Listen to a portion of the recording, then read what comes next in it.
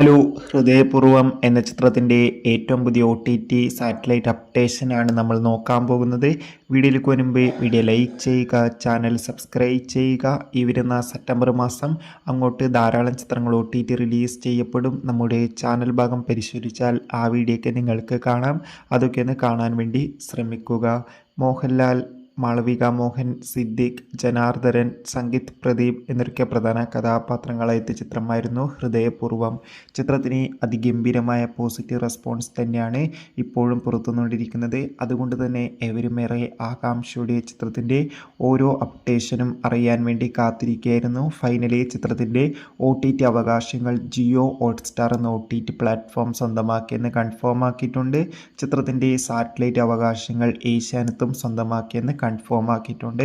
എന്തായാലും ഹൃദയപൂർവ്വം എന്ന ചിത്രത്തിൻ്റെ കൂടുതൽ അപ്ഡേഷൻ അറിയാൻ വേണ്ടി നമുക്ക് കാത്തിരിക്കാം.